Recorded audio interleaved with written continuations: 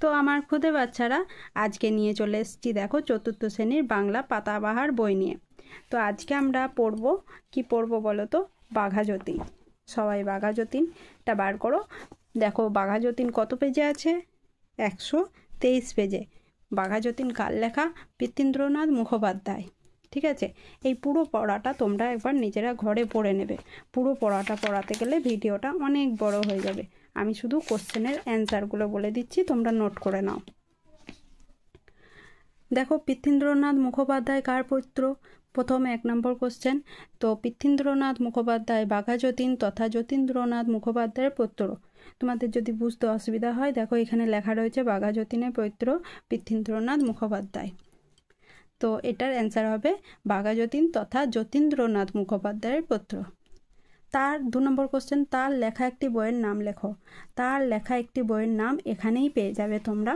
দেখো এখানে রয়েছে কয়েক কোটি বই হলো। তো এখানে দেখো তোমাদের মনে রাখা সুবিধার জন্য আলোর চকর। তো এইটা তোমরা লিখবে, তার লেখা একটি বইয়ের নাম হলো আলোর চকর। 3 নম্বর কোশ্চেন কি আছে? শিয়ালদা শব্দটি এসেছে শিয়ালদহ থেকে, অর্থাৎ দহ পরিবর্তিত হয়েছে দা। নিচের নামগুলি পরিবর্তিত হয়ে কি হবে লেখো। দেখো 3টের মধ্যেই দহ লেখা আছে, শিয়ালদহ, বেলদহ, খড়দহ। তো 3টেই দহটা চেঞ্জ হয়ে দা বসে যাবে। তো এখানে দহটা উঠিয়ে আমরা লিখব শিয়ালদা, বেলদা, খড়দা। ঠিক আছে, বুঝতে পেরেছো? শিয়ালদা, বেলদা, খড়দা। এরপর দেখো 4 নম্বরে আছে জ্যোতিকে মা যে গল্প শোনান। তো এখানে 4টে বক্স আছে, তোমাদেরকে 4টে গল্পের নাম লিখতে হবে। এখানে জ্যোতিকে মা যে গল্প শোনান তার মধ্যে 4টে। তো দেখো প্রথম পেজে চলে যাও, 123 পেজ।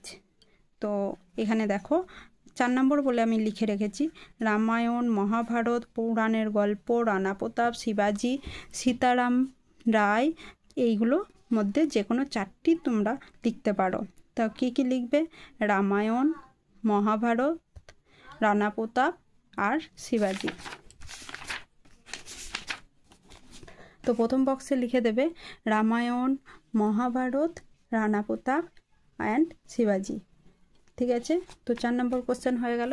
এরপর 5 নম্বর কোশ্চেন দেখো কি বলেছে, নিচের 2টি স্তম্ভের শব্দগুলিকে বিপরীত শব্দ অনুযায়ী মেলাও।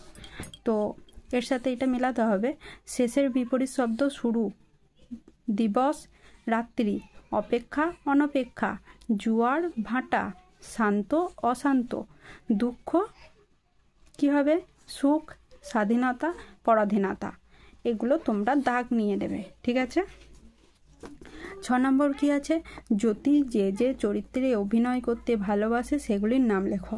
তো আমরা চলো পেজে দেখিয়ে দেবো যে দেখো এখানে রয়েছে 127 পেজ। জ্যোতির সবচেয়ে প্রিয় ভূমিকা ছিল ভক্ত হনুমান, লক্ষণ, রাজা হরিশ্চন্দ্র, বীর প্রতাপাদিত্য। তো এখানের মধ্যে তোমরা একটাই লিখে দেবে। এই যে চরিত্র অভিনয় করতে ভালোবাসে সেগুলি হলো ভক্ত হনুমান, লক্ষণ, রাজা হরিশ্চন্দ্র। ঠিক আছে, গল্পটি পড়ে জ্যোতির যে কাজগুলিকে দুঃসাহসিক বলে মনে হয়েছে সেগুলি বর্ণনা করো। তো এটা তোমরা এরকমভাবেই লিখবে, গল্পটি পড়ে জ্যোতির যে কাজগুলিকে দুঃসাহসিক বলে মনে হয়েছে সেগুলি হলো। এখানে দেখো গল্পটা তোমরা পড়লে বুঝতে পারবে। এই যে কোথায় আছে,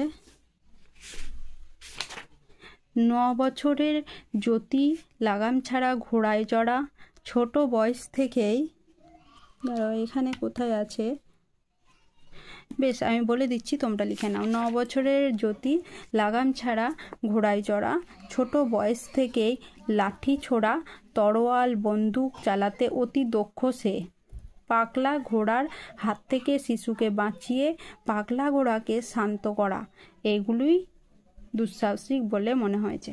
তো তোমরা একটা খাতায় নোট করে নাও, তাহলে তোমরা ভুলবে না। ঠিক আছে, 9 বছরের জ্যোতির লাগাম ছাড়া ঘোড়ায় চড়া। ঠিক আছে, 9 বছরের জ্যোতির লাগাম ছাড়াই ঘোড়ায় চড়া, কমা, ছোট বয়স থেকেই লাঠি ছোড়া, কমা, তরোয়াল বন্দুক চালাতে অতি দক্ষ সে, কমা, পাগলা ঘোড়ার হাত থেকে শিশুকে বাঁচিয়ে পাগলা ঘোড়াকে শান্ত করা, এগুলোই দুঃসাহসিক বলে মনে হয়েছে। তো কটা বললাম? 1 2 3 4, 4টে বললাম। ঠিক আছে, এরপর 8 নাম্বার হচ্ছে স্কুলের বাগানে বড় কাঁঠাল পেকেছে। এখানে পাকা ক্রিয়াপদটি যে অর্থে ব্যবহৃত হয়েছে সেই অর্থ ছাড়া তোমরা আর কি কি অর্থ ব্যবহার করতে পারবে লেখো। যেমন গ্রামে অনেক পাকা বাড়ি আছে। তো এই রকম 3-4টে আমাদেরকে করতে হবে। দেখো তাহলে কি বললাম, গ্রামে অনেক পাকা বাড়ি আছে। তো পাকা দিয়ে কি কি হবে? পাকা আমরা কোথায় কোথায় ব্যবহার করি পাকা শব্দটা?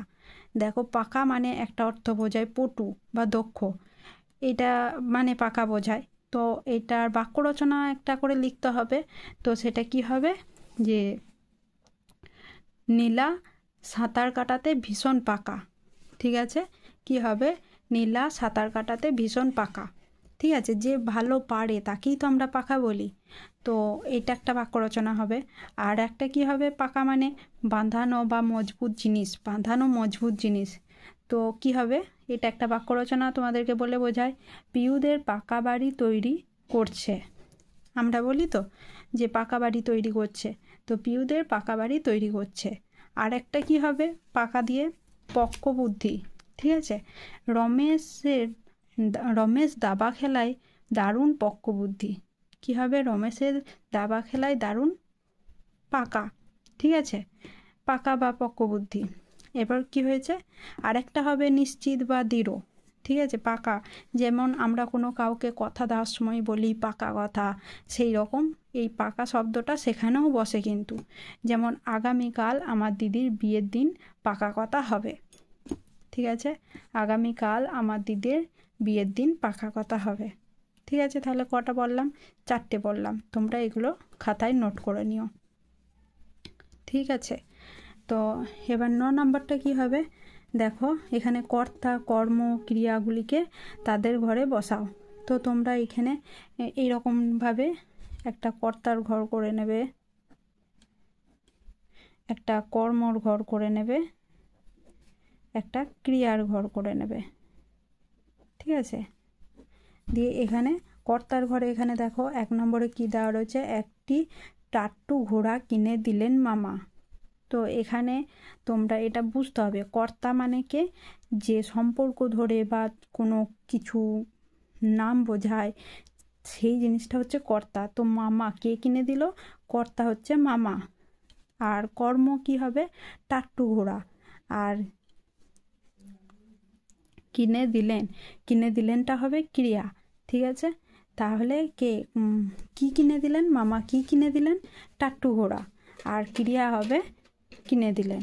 তো এখানে তোমরা লিখে দেবে যে মামা টাট্টু ঘোড়া কিনে দিলেন।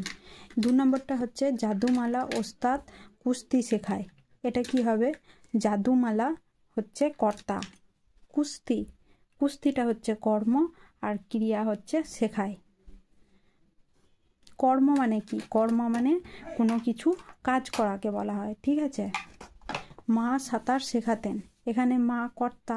দেখো এখানে মামা এই যে নাম বোঝাচ্ছে, দেখো জাদুমালা হচ্ছে নাম, তাহলে কর্তা জাদুমালা, মা হচ্ছে কর্ম, কর্তা, সাঁতার শেখাতেন। তা সাঁতারটা হবে কর্ম আর শেখাতেনটা ক্রিয়া। জ্যোতি বাউল গান শোনে। জ্যোতি কি শোনে? জ্যোতিটা হচ্ছে কর্তা, কি শোনে? বাউল গান, শোনেটা ক্রিয়া। ঠিক আছে, তো এরকম করে তোমরা করে নেবে। এই যে ছকটা এখানে করে দিয়েছে কর্তা কর্ম ক্রিয়া। এবার 10-এর দাগে দেখো, 10-এর দাগে শর্ট কোশ্চেন আছে কয়েক কোটি, 5টা শর্ট কোশ্চেন আছে। তো আমি বলে দিচ্ছি, তোমরা খাতায় নোট করে নিও। জ্যোতির মায়ের নাম কি? জ্যোতির মায়ের নাম শরৎ শশী।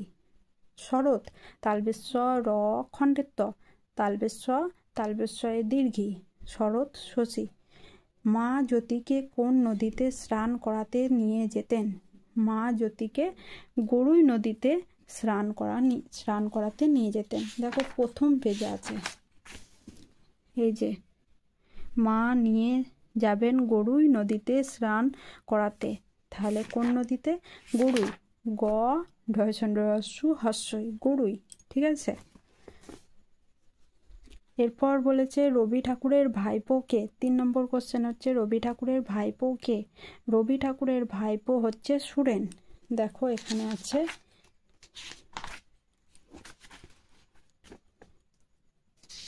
এই যে কবি রবি ঠাকুরের ভাইপো হচ্ছে সুরেন, দন্তস্বয় সু, রয়কার দন্তন্য, সুরেন।